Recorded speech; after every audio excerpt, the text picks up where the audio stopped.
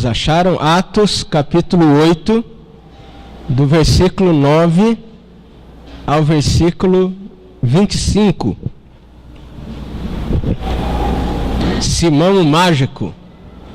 Diz assim a palavra do Senhor: Ora, havia certo homem chamado Simão, que ali praticava a mágica, iludindo o povo de Samaria, insinuando ser ele grande vulto, ao qual todos davam ouvidos, do menor ao maior, dizendo: Este homem é o poder de Deus, chamado grande poder. Aderiam a ele porque havia muito os iludira com mágicas. Quando, porém, deram crédito a Filipe, que os evangelizava a respeito do reino de Deus e do nome de Jesus Cristo, iam sendo batizados, assim homens como mulheres. O próprio Simão abraçou a fé e, tendo sido batizado, acompanhava Filipe de perto, observando extasiado os sinais e grandes milagres praticados. Ouvindo os apóstolos que estavam em Jerusalém, que Samaria recebera a palavra de Deus, enviaram-lhe Pedro e João, os quais, descendo para lá, oraram por eles para que recebessem o Espírito Santo, porque não havia ainda descido sobre nenhum deles, mas somente haviam sido batizados em o nome do Senhor Jesus. Então lhes impunham as mãos e recebiam estes o Espírito Santo. Vendo, porém, Simão que pelo fato de imporem os apóstolos as mãos era concedido o Espírito Santo, ofereceu-lhes dinheiro, propondo: Concedei-me também a mim este poder, para que aquele sobre quem eu impuser as mãos receba o Espírito Santo. Pedro, porém, lhe respondeu: O teu dinheiro seja contigo para a perdição, pois julgastes adquirir por meio dele o dom de Deus. Não tens parte nem sorte neste ministério, porque o teu coração não é reto diante de Deus. Arrepende-te, pois, da tua maldade e roga ao Senhor. Talvez te sejam perdoado o intento do coração, pois vejo que estás em fel de amargura e laço de iniquidade. Respondendo, porém, Simão lhes pediu: Rogai vós por mim ao Senhor, para que nada do que disseste sobrevenha a mim. Eles, porém, havendo testificado e falado a palavra do Senhor, voltaram para Jerusalém e evangelizavam muitas aldeias dos samaritanos. Meus irmãos, nós temos visto no nosso mundo, especialmente no meio evangélico, uma grande confusão também, uma grande ênfase com relação à questão do dinheiro, a questão da fama, ligado também às igrejas. Eu já li até alguns estudos de especialistas cristãos que chegam a dizer que a igreja tradicional, histórica, como nós conhecemos hoje, ela deve realmente perder muito espaço cada vez mais para igrejas que hoje apresentam muito mais uma questão de ostentação, de lucro, e que mostre realmente esse tipo de coisa. Todos estão vendo a inauguração de um grande templo lá em São Paulo, que procura imitar o antigo templo de Salomão, uma obra caríssima, milionária, e que acaba não tendo nenhuma outra função a não ser a ostentação diante de outras igrejas e dizer: olha, Deus na verdade está aqui. Isso a gente pode fazer um estudo outro dia sobre o que foi o templo e como que em Jesus Cristo o templo tornou-se totalmente desnecessário, porque Jesus é o próprio templo. Quem tiver alguma dúvida pode ler depois João capítulo 2, a partir do 22 você vai poder ver lá como Jesus tratou o templo. Mas eu estou dizendo isso não para simplesmente ser uma crítica a outra denominação, mas para mostrar que uma grande preocupação das grandes denominações que se dizem evangélicas e que na verdade até disputam entre elas, infelizmente a gente vê uma disputa terrível até entre os representantes dessa e daquela. A grande ênfase é mostrar onde está o poder de Deus.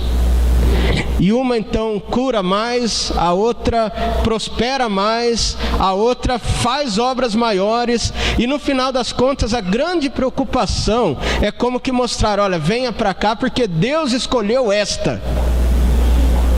É interessante, né? Nós sabemos que o meio evangélico já virou tantas denominações que a gente já não consegue mais contar no dedo. Então, ao invés da gente tentar entender e voltar às raízes do que é o Evangelho, a grande preocupação é ao contrário: falar, olha, de todas essas, Deus está nesta daqui, na minha, ou né? E cada um vai puxar a sardinha para a sua, e muitas vezes parece que fica mais uma questão de propaganda de si mesmo do que de anúncio do Evangelho. Entretanto, esse tipo de movimento, ele não é novo. E na verdade ele está desde o início da igreja cristã, como nós pudemos ver aqui na história de Simão, o mágico, logo no início da igreja. Aqui no capítulo 2, né, de Atos, que nós bem conhecemos, os discípulos de Jesus ficaram aguardando em Jerusalém até que eles fossem revestidos de poder do Espírito Santo. E é interessante, nós estamos estudando isso até na quarta-feira aqui. Quem está vindo na quarta-feira com certeza vai poder aproveitar mais. A gente vê que a Bíblia vai falar dessa descida do Espírito Santo seguindo o padrão lá de Atos, capítulo 1, versículo 8, que diz: mas recebereis poder ao descer sobre vós o Espírito Santo, sereis minhas testemunhas em Jerusalém, Judéia e Samaria e até os confins da terra. E é interessante que a descida do Espírito Santo em Jerusalém, quando o Evangelho chega em Samaria, como é este momento, há essa descida do Espírito Santo, e depois essa descida acontece novamente, já quando está no mundo gentil, lá com o centurião Cornélio. É interessante a gente ver isso. Então nós estamos aqui logo no início. E é interessante que a igreja aqui já se formou, recebeu o Espírito Santo, 3.000 pessoas foram batizadas. Logo a própria igreja começou a ter um problema com relação à divisão dos bens que eram levados às viúvas, que algumas estavam sendo esquecidas. Para isso foi instituído então os diáconos, para que cuidassem dessa parte. Logo então surgiu uma dificuldade com Estevão, e ele acabou sendo perseguido e apedrejado, sendo o primeiro mártir da igreja cristã. E depois dessa perseguição, que culminou no apedrejamento de Estevão, a igreja teve que correr, teve que fugir. E a Bíblia diz que todos eles fugiram, só ficaram ali os apóstolos em Jerusalém. Mas o interessante é que olha como que Deus faz as coisas: mandando essa perseguição, o Evangelho se espalhou mais ainda. Lembra que o projeto de Atos 1:8 era que o Evangelho fosse para Jerusalém, Judéia e Samaria e até os confins da terra. E aqui já está chegando em Samaria. Filipe, que era um dos diáconos escolhidos, era quem estava em Samaria pregando o reino de Deus. Enquanto ele pregava o reino de Deus, apareceu ali uma figura muito interessante, que era Simão, o mágico.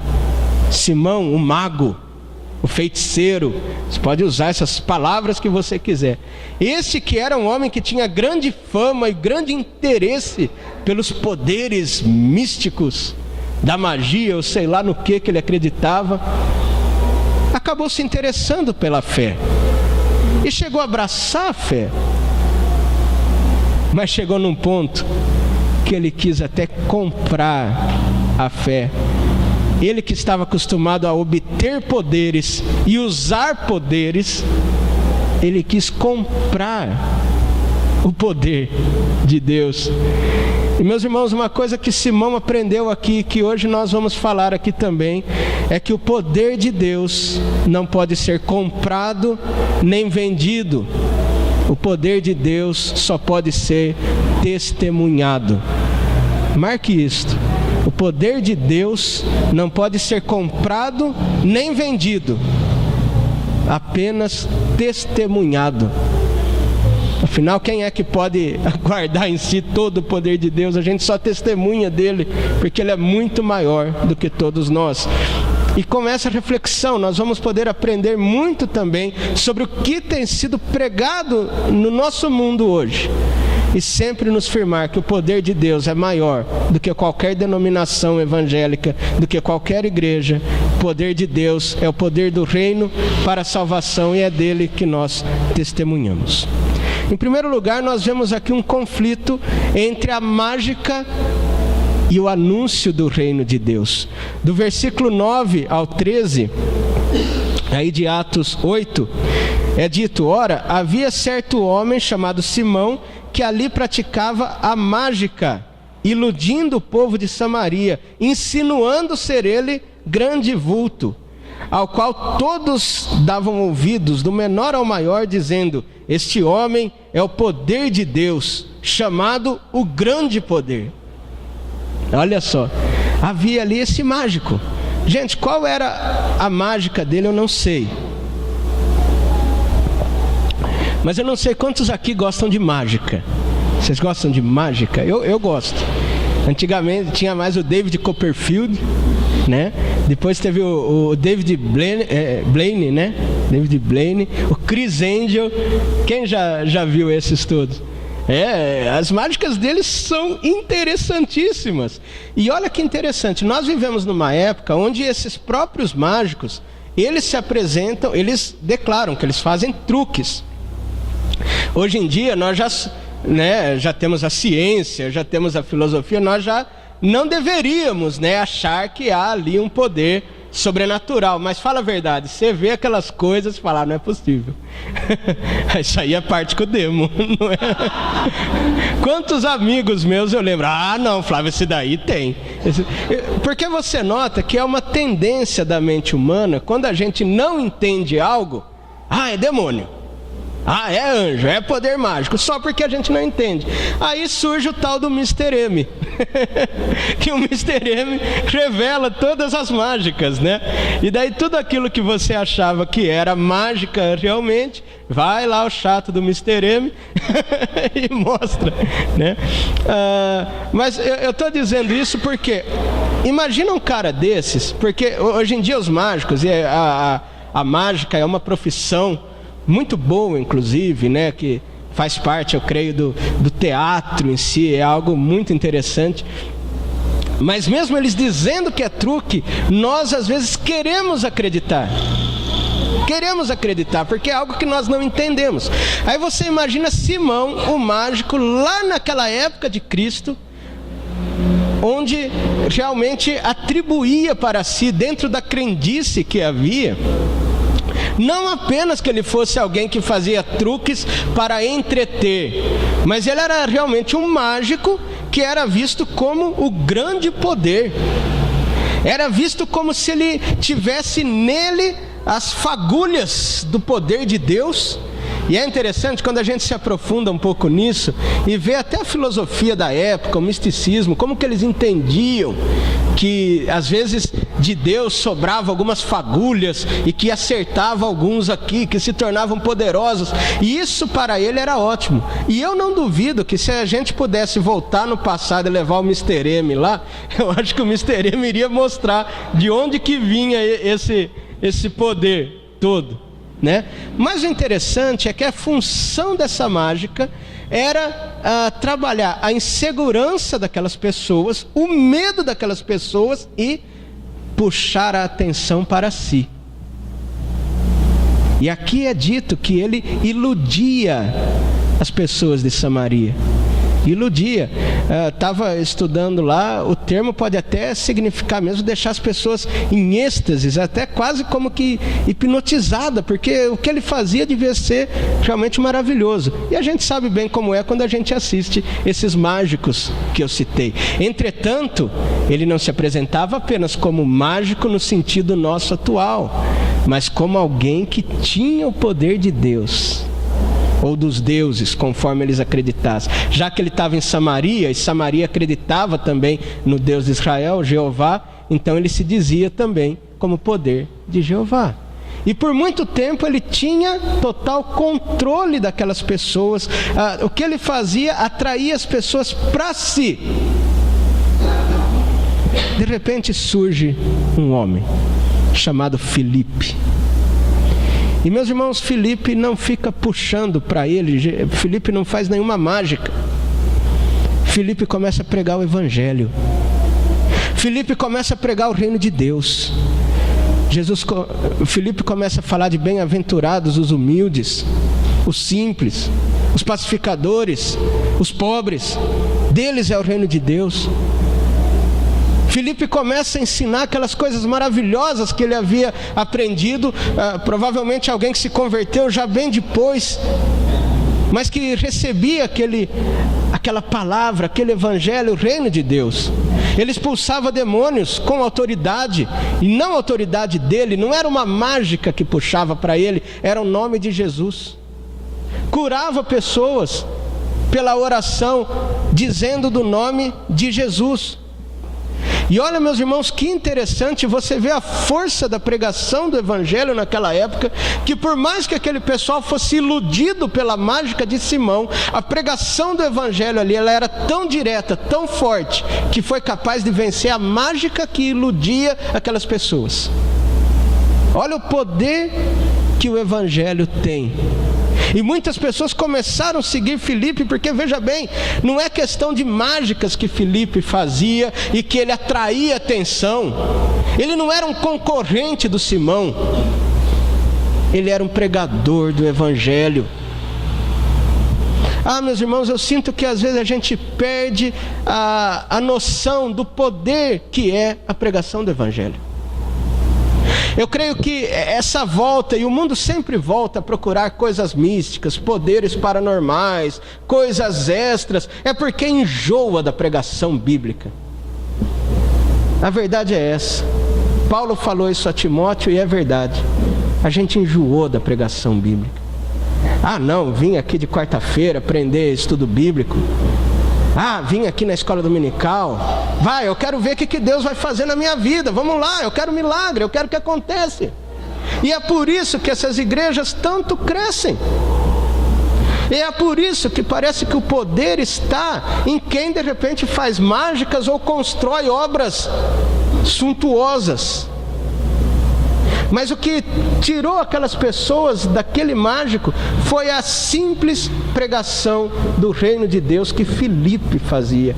E Filipe, eu creio que foi alguém convertido depois, talvez naqueles 3.000, né? Porque aqui é tudo muito recente. E Filipe é um nome grego, então ele não era um judeu, ele era um novo convertido. E ele estava em Samaria pregando. Romanos capítulo 1, versículo 16, é um texto muito importante, especialmente para nós reformados, porque foi um texto 16 e 17 que marcou muito a vida do reformador Martinho Lutero, que ele deu a força necessária para romper com a igreja da época e iniciar a reforma protestante. Romanos 1, 16 e 17. Ele diz assim: pois não me envergonho do Evangelho, porque é o poder de Deus para a salvação de todo aquele que crê, primeiro do judeu e também do grego, visto que a justiça de Deus se revela no Evangelho de fé em fé, como está escrito, o justo viverá por fé. Mas olha o que ele disse aqui no comecinho: não me envergonho do Evangelho. Por quê? Porque é o poder de Deus para a salvação. Meus irmãos, a pregação do Evangelho é o poder de Deus. É essa pregação, esse testemunho que a gente dá. Quando a gente lê o livro de Atos, a gente vê que tudo que acontece é na força do Espírito Santo. Qual foi a promessa que Jesus deu a eles? Ele disse: olha, recebereis poder ao descer sobre vós o Espírito Santo. Que poder é esse? Poder para quê? Ele diz: e sereis minhas testemunhas. O poder do Espírito Santo é para sermos testemunhas. Meus irmãos, testemunhar é falar de algo que na verdade vai muito além de nós. Nenhum de nós pode conter o poder de Deus dentro da gente. O poder de Deus é sempre maior. Por isso nós testemunhamos a respeito dele. E essa é a grande diferença que a gente vê aqui primeiramente. O mágico, Simão, quer trazer atenção para si. O pregador do evangelho, Filipe, aponta para Deus. E no que ele aponta para Deus está o verdadeiro poder. E é interessante que o próprio Simão abraça a fé junto com os outros. Ah, meus irmãos, eu fico imaginando hoje como que muitas pessoas gostariam, né? Olha, você soube de tal fulano que era famoso? Ele se converteu e ele é da minha igreja. A gente gosta, né? Porque a gente acha que porque a pessoa era famosa lá fora, agora que ela se converteu... E não é raro, né? Artistas se converte quando vê, já é pastor, já tem ministério, já abre igreja. Eu falei, poxa, mas já deu tempo de fazer o discipulado? É que às vezes a gente confunde e pensa que é a mesma coisa. Eu acho interessante aqui que a Bíblia diz que o Simão, ele aceitou, ele creu. A gente não sabe que nível de fé é essa, mas ele até aceitou ser batizado. Simão foi batizado. Olha que vitória para a igreja. Agora a gente podia aproveitar, né? Olha, Simão, o mágico, agora convertido, agora do Senhor Jesus. E ele poderia ser talvez um grande pregador, talvez mais famoso do que Paulo. Porque já pensou, ele chegava, fazia uma mágica e depois dizia, olha, isso aqui eu fiz pelo poder de Deus. Então, aí fala do reino, mas a glória é para ele, né? Ele poderia. Não. O interessante é que a Bíblia diz que ele se converteu, ele foi batizado, no versículo 13, e ele acompanhava Filipe de perto, ele ficava andando e observando, extasiado, os sinais e grandes milagres praticados. Porque sim, isso acontecia bastante, principalmente nessa época, e ele ficava ali extasiado, mas nota, ele acompanhava de perto, ele não se tornou logo um apóstolo.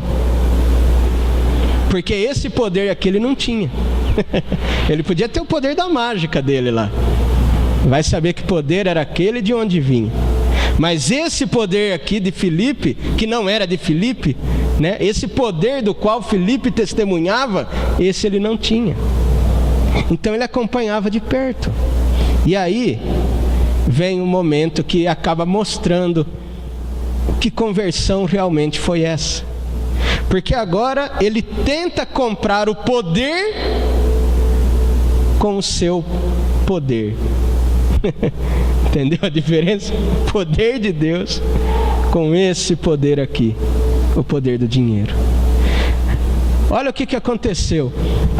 Chegou então aos ouvidos dos apóstolos que ficaram em Jerusalém. Lembra, todos os outros se espalharam, e isso fez com que o evangelho espalhasse. E chegou aos ouvidos, falou, olha, o evangelho chegou em Samaria. Gente, olha que coisa linda. Em primeiro lugar, vocês lembram durante todo o evangelho que judeu odiava samaritano e samaritano odiava judeu? Entretanto, agora em Jesus Cristo estão todos ali juntos. E daí Pedro e João, apóstolos do Senhor, vão até lá, para quê? Para batizarem com o Espírito Santo. Porque nós estamos aqui no início da igreja cristã, onde o Espírito Santo acabava de ter descido de maneira especial no Pentecostes, e seguindo o esquema do livro de Atos, ele ia sendo derramado também em cada região que o evangelho ia alcançando. A pregação do evangelho levava a descida do Espírito, e isso é algo que nós estamos estudando aqui na quarta-feira. Então chega lá Pedro e João, e eles vão, e as pessoas que tinham sido batizadas em nome de Jesus, eles agora como apóstolos, né, e cheios do Espírito Santo, conforme Jesus havia dito, eles então começam a impor a mão nas pessoas, e essas pessoas recebem o Espírito Santo. E é algo tão maravilhoso que quem fica iludido agora é o Simão. Ele falou, puxa, essa mágica eu não sei fazer. Ele falou, o que é isso? Porque, meus irmãos, todas as outras mágicas ou elas são truques, ou elas têm coisas que a gente mal entende. Ali era uma coisa aberta, na cara, algo totalmente ligado àquela pregação do Evangelho, um poder do qual eles testemunhavam e que não era qualquer um que tinha acesso. Ele para, então, ele vê aquilo e daí ele não se segura. Ele chega para Pedro, justamente para Pedro, porque Pedro a gente conhece o gênio dele, né? Mas para quem? Você acha que João talvez pegasse mais leve, né? E ele oferece dinheiro. Opa! Aqui, ó, versículo 18 e 19. Vendo, porém, Simão que pelo fato de imporem os apóstolos as mãos eram concedido o Espírito Santo, ofereceu-lhes dinheiro, propondo: concedei-me também a mim este poder, para que aquele sobre quem eu impuser as mãos receba o Espírito Santo. Ah, que gostoso! Note a ênfase. As minhas mãos, eu vou impor as mãos e eles vão receber o Espírito Santo. A gente nota pelo contexto dos apóstolos e de Filipe que eles não viam isso como algo deles. Eles viam isso como um testemunho de Deus. Quem derramava o Espírito era o próprio Deus. Tanto é que Pedro ia ter a experiência quando ele vai lá na casa de Cornélio. Isso está lá em Atos 10. Ele começa a pregar a palavra até a contragosto, porque ele não queria ir na casa de um gentil, né? Se você ler depois em Atos 10, você vai ver, ele prega lá meio a contragosto, e no que ele está pregando, o Espírito Santo espontaneamente desce sobre aquelas pessoas, e o próprio Pedro é surpreendido, e daí ele acaba batizando aquelas pessoas. Ou seja, nenhum desses apóstolos, meus irmãos, nenhum puxou glória para si mesmo, nenhum. Eles sabiam que eles testemunhavam do Senhor. Por isso, a hora que Pedro ouviu a proposta do Simão, meus irmãos, eu imagino o Pedro até fervendo, fervendo de raiva. Eu creio que ele lá, testemunhando da obra do Senhor, todo alegre, ele que negou a Cristo foi perdoado, né? Agora fazia parte daquilo. De repente, para um peão ali do lado, talvez até com aquela... né? Porque ele que era famoso, estava acostumado com a mágica, né? Chega acho que na surdina. Ô Pedro, eu também queria fazer isso daí que vocês fazem. Olha, dinheiro eu tenho. Nossa, Pedro vira para ele. Se tivesse a espada já ia outra orelha, né? Acho que se tivesse a espada já ia outra orelha. O teu dinheiro seja contigo para a perdição. Na linguagem de hoje, vai para o inferno com seu dinheiro. Bravo, né? Cadê? Até perdi aqui. O teu dinheiro seja contigo para a perdição, pois julgaste adquirir por meio dele o dom de Deus. Não tens parte nem sorte nesse ministério, porque o teu coração não é reto diante de Deus. E aqui ele falou a verdade. É verdade que a gente não quer ouvir, que a gente tem medo de falar. Olha, seu coração não é reto de Deus, você não tem nada a ver com isso. O pessoal tem medo de julgar os profetas. As pessoas hoje se colocam como profetas. Profeta de Deus, não pode tocar no ungido do Senhor. Aí pega aquele texto de Davi com Saul lá, interpreta tudo errado. A Bíblia nos manda julgar os profetas, tanto no Velho quanto no Novo Testamento. A Bíblia manda. Tá, eu estou pregando aqui, vocês têm que ser igual aos crentes de Bereia. Vocês abrem aí e falam: pastor, não é bem assim não. Claro que aqui a gente tem a liderança e o respeito, mas que é conquistado pelo quê? Pela seriedade com a palavra. Agora a gente vê falsos profetas aí falando coisas totalmente sem sentido e recebendo a aprovação das pessoas. Não pode.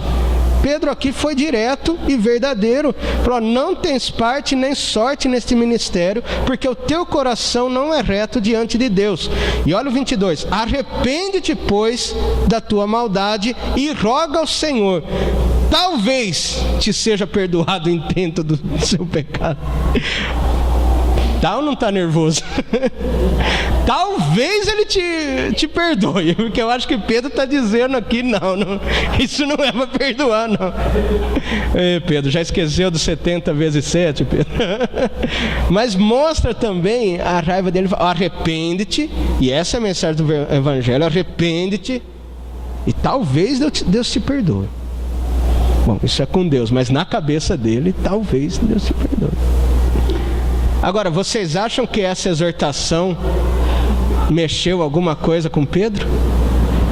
Ou melhor, com Simão, desculpa. Com Simão o mágico? Não, ele falou não. Olha a resposta dele, gente. Essa é uma resposta tão mesquinha, tão fria, que a gente vê muito isso hoje em muitos religiosos. Versículo 24. Respondendo, porém, Simão lhes pediu: rogai vós por mim ao Senhor, para que nada do que disseste sobrevenha a mim. Você não entendeu. É para você se arrepender. Não, qual que é a saída dele? Ele falou: ô louco. Não, então vocês oram por mim para não acontecer nada disso que você está falando. Aqui nessa parte deu para ver que ele ainda não entendeu. E muitas pessoas, gente, quando confrontadas, gostam às vezes de pedir a oração, mas não propriamente tomar uma postura na vida.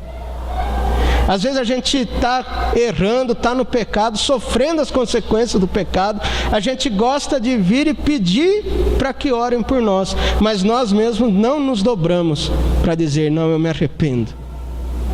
Por isso hoje em dia existe mais gente buscando bênçãos e compensação para suas maldades do que pessoas realmente se arrependendo aos pés de Jesus. Se arrepender é muito mais difícil. E Simão aqui, você vê que ele não se arrepende. Ele simplesmente pede para que Pedro e João roguem por ele. E por fim, o texto termina com o versículo 25. Não se fala mais a respeito de Simão, se fala apenas dos evangelistas.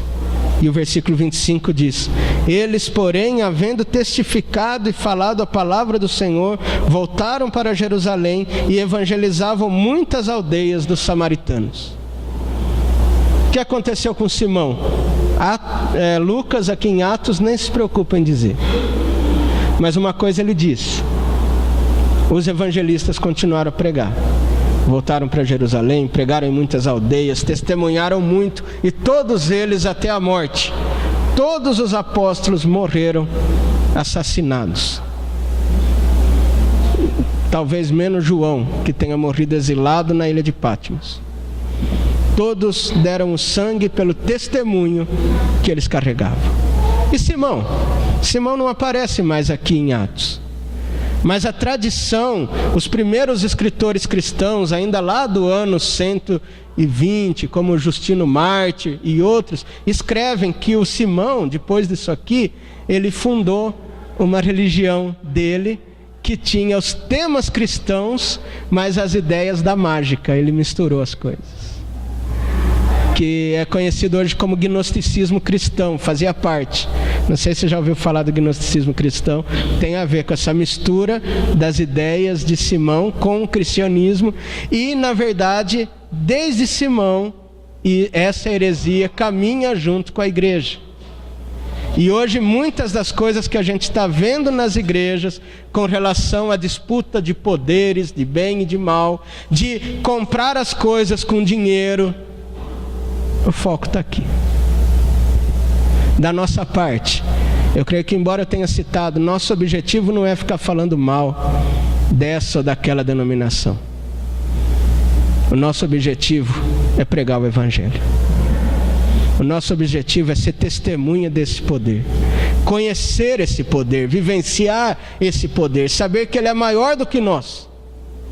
É pregar essa loucura que é a cruz de Cristo, como nós lemos lá em 1 Coríntios 1, do 18 em diante. Pregar essa loucura, ter essa loucura dentro de nós, esse poder verdadeiro, e não algo que traga para nós mesmos, mas que seja tudo para a glória de Deus. Como é dito em Mateus 15:16, assim brilhe também a vossa luz diante dos homens, para que vejam as vossas boas obras e glorifiquem ao Pai que está no céu. Que Deus assim nos abençoe e que sejamos testemunhas do verdadeiro poder. Amém.